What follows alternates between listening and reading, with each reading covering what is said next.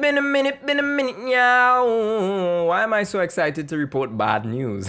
What's up, everyone? Personality here, bringing you all the news from the wider fighting game community, whether it's from a casual or competitive perspective. And now today, we've got to talk about MK1, and not necessarily in the best fashion. Now, a couple of weeks ago, I released my early access review of MK1, and generally for me, it's a positive game, or, in my opinion, I received it well. I didn't really have much complaints except for some online issues, and what I rattled up those online issues to be associated with was the fact that, look, I have an early access to the game, and not many people would have probably purchased MK1 at that time, so there were cases where I complained about connection, finding matches. I just chalked it up to it being too early to justify that as a legitimate complaint. However, the game's been out, and that's still a legitimate complaint that I have. I don't think the connection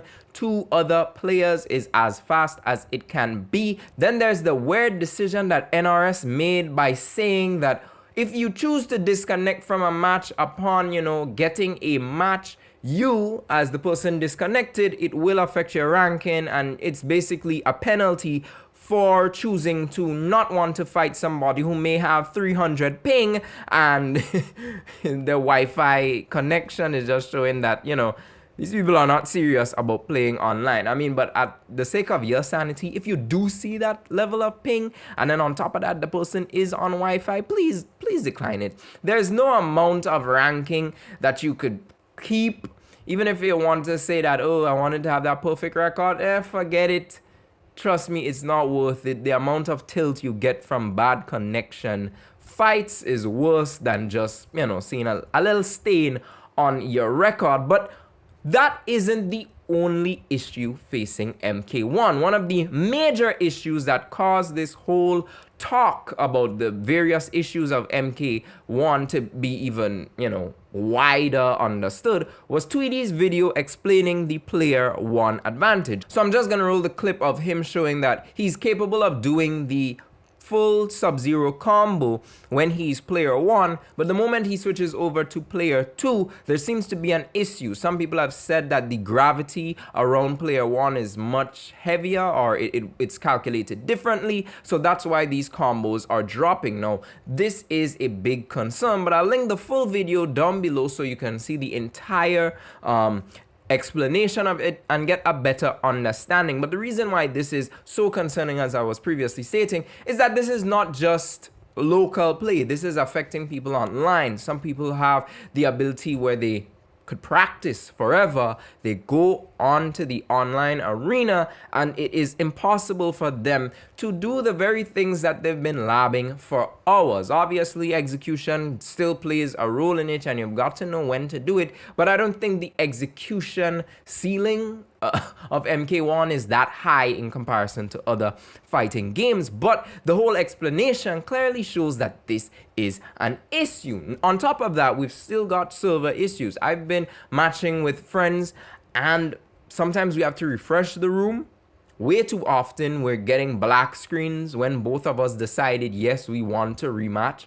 This also occurs online in Combat League and casual. There's a bunch of server issues, and those black screens are hella annoying. On top of that, we've still got audio issues. There were times when I'm playing the game and all of a sudden it's like the lines of audio just get stripped away. So moves stop having their sound effects. They stop having the, the Mortal Kombat blood gushing sound. It's completely gone. Sometimes the OST disappears. Sometimes sound effects just don't work. So that is a very strange thing that is happening within Mortal Kombat. Now, there's an issue with inputs as well. Some people have reported that they're doing back forward X on their character or back forward 3, and then they're getting the results for back forward 4. It's very strange. And overall, it kind of raises the question, what is happening with MK? Now, this year on a whole, we've seen a lot of releases come out, or a lot of ports that have just been crazy.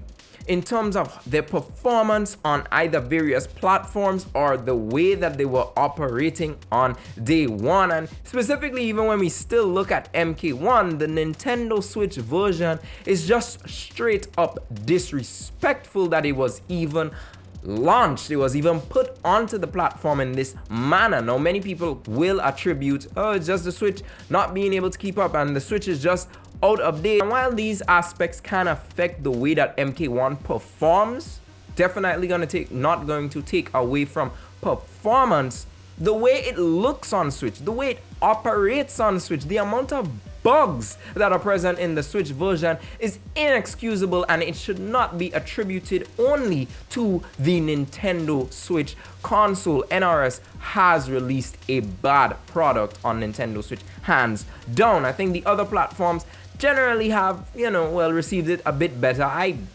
don't see much graphical glitches on the PS5, but when you look at it on the PC and the Switch, it's way too much to be sitting down and consider this a decent $70 product. Worse yet, if you count the upwards 120, collector's edition or early access edition, and you start to see those are the figures that were paid for a game that's so janky, that is so now being questioned, was this released? Because it never went gold before release. It was just released to us, and this is the product that we're dealing with right now. So across the gaming industry, not just in Mortal Kombat, we're seeing that a lot of developers are somewhat rushing out these products. There have been talks that Warner Bros. Was actually forcing NRS to release this game ahead of its time. Now, I always think about the fact that, look, this game was announced, and it was already announced with a release date. Like, MK1 was just like, we're here and we're coming. And before we know it,